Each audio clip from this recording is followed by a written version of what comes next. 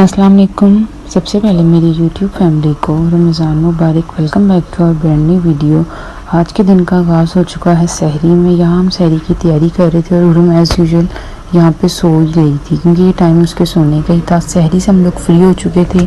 हम लोगों ने फ़जर की नमाज़ अदा की। फ़जर की नमाज़ अदा करने के बाद मैंने अपने फ़ोन को चार्जिंग पर लगाया क्योंकि बहुत से क्लिप्स बना लिए थे सुबह सुबह ही, इसीलिए फिर चार्जिंग पर लगाने के बाद उर्म और उसके बाबा तो सो गए थे, फिर मैं भी सो गई। सुबह के टाइम जब मैं उठी तो मुझे लगा था कि मौसम बहुत सर्द होगा, लेकिन मौसम तो बहुत ज़्यादा गर्म हो रहा था। इसके बाद मैंने जो है फटाफट से इफ्तारी की तैयारी शुरू की। इफ्तारी में मैं आज बना रही थी मैकरोनी के समोसे और मैंने ये सोचा कि क्यों ना ये रेसिपी मैं आप लोगों के साथ भी शेयर करती जाऊँ। यहाँ मैंने सबसे पहले पानी बॉयल करने के लिए रखा, उसमें मैंने थोड़ा सा ऑयल डाल दिया। उसके बाद मैंने अपने हिसाब से मैकरोनी डाल दी जितनी मुझे चाहिए थी। अभी मैंने मैकरोनी डाली थी और हुरम उठ गई। मुझे अपना काम आधा अधूरा छोड़ते हुए वापस आना पड़ा हुरम के पास, लेकिन हुरम तो मेरे आने से पहले ही उठ के तो खेल में मसरूफ़ थी। हुरम को खेल में ऐसे मसरूफ़ देख के मुझे उस पर बहुत ज़्यादा प्यार आ रहा था। हुरम जब सो के उठती है तो मैं उसको आदत डालती हूँ कि सबसे पहले वो सलाम करे। मैं उसको खुद भी अस्सलाम वालेकुम कहती हूँ ताकि वो अच्छी आदतें ही सीखे बड़े होके भी। यहाँ हुरम अनस के साथ खेल रही थी। अनस इसका कज़न ब्रदर है और ये माशाल्लाह लड़ते भी बहुत हैं और खेलते भी बहुत हैं। हमारा तो रोज़ा था, हुरम का तो रोज़ा नहीं था, इसलिए मैंने सोचा हुरम को कुछ खिला दूँ। हुरम बहुत ज़्यादा मूडी है खाने के मामले में, इसको बहुत कम चीज़ें पसंद आती हैं।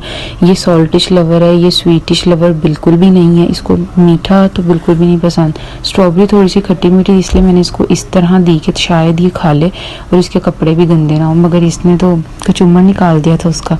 इसके बाद मैं वापस आ गई थी अपनी मैकरोनी की तरफ। मैंने पहले मैकरोनी बनाई थी। इसको मैंने सबसे पहले मैकरोनी तो बॉयल करके रख दी थी। इसके बाद बारी थी चिकन और वेजिटेबल्स को सारा वो फ्राई करने की। मैंने उनको अच्छे से फ्राई कर लिया था और इसको मैंने दम पे लगा दिया था।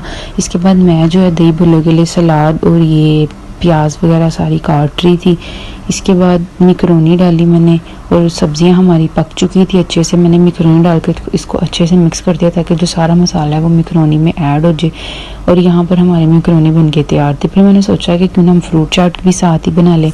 फिर मेरे ज़हन में ख्याल आया नहीं, पहले समोसे बना के रखते हैं, उसके बाद हम दूसरा काम करेंगे।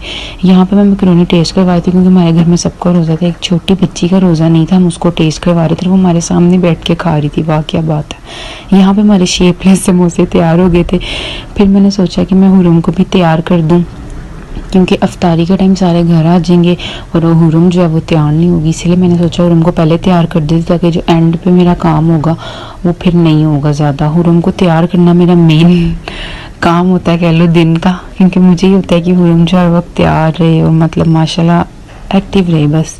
तो यहाँ मैं हुरम को तैयार कर रही थी। इसके बाद मैंने जो है जो चीज़ें बन गई थी उनकी मैंने आपको थोड़ी सी क्लिप्स दिखा दी और ये अच्छी लग रही थी। इसके बाद वो टाइम आ गया था जो मतलब इफ्तारी में टाइम कम रह जाता है और फिर हम लोग जो अपनी फ्राई वाली चीज़ होती है उनको फ्राई कर लेते हैं अच्छे से ताकि वो हमें इफ्तारी के टाइम पे गरम भी मिल जाए। यहाँ पे मैं ये आलू के कुछ लाइक कटलेट टाइप बना रही थी क्योंकि मुझे ये बहुत अच्छे लगते हैं और इफ्तार में इसी से ज़्यादा मज़ा आता है। इसमें सबसे पहले मैंने बेसन लिया, उसमें मैंने कुटी हुई मिर्चें डाली, ज़ीरा डाला और अपने हिसाब से नमक डाल लिया था। उसको अच्छे से जितना हमें थिक करना उसको करके उसके बाद उसमें आलू की ऐसे काट के और फिर इसको फ्राई कर लेते हैं।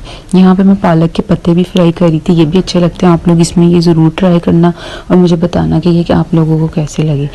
इसके बाद ये सारा कुछ मैं कर रही थी। उसके बाद पकोड़े भी बन चुके थे और इफ्तारी में टाइम भी कम रह गया था। फिर हम लोग आगे शरबत की तरफ शरबत की तैयारी की और शरबत और पकोड़े ये सब ना हो तो इफ्तार थोड़ी सी अधूरी सी लगती है। यहाँ पे फिर बैंगन भी फ्राई कर लिए, थोड़ा सा मूड चेंज हो गया था। उसके बाद जो है समोसे सब कुछ रेडी हो गया था। फिर दस्तरखान लगाने की बारी आई और दस्तरखान लगाया। दस्तरखान लगा के हम लोग सारे बैठ गए थे दुआ मांगने के लिए। रमज़ान का मतलब सिर्फ ये नहीं होता कि आप अपना दस्तरखान सजाएं। रमज़ान का मतलब ये होता है कि आप लोग इबादत करें, क्योंकि ये वो वाहिद महीना है जो पूरे साल में एक बार आता है और बरकतों वाला महीना होता है। इसीलिए दिल खोल के इसका इस्तकबाल करें। इफ्तारी से हम लोग फारिग हो चुके थे और आज की वीडियो एक अच्छी बात के साथ ख़त्म करते हैं कि रमज़ान वो वाहिद महीना है जो साल में एक दफ़ा आता है और रमज़ान की आखिरी 10 रातें वो रातें हैं जो साल में कभी नहीं आती। आज की वीडियो अच्छी लगी हो तो लाइक शेयर कमेंट लाजमी करना और चैनल को सब्सक्राइब भी कर देना। मिलते हैं एक नेक्स्ट वीडियो में, तब तक के लिए अल्लाह हाफिज़।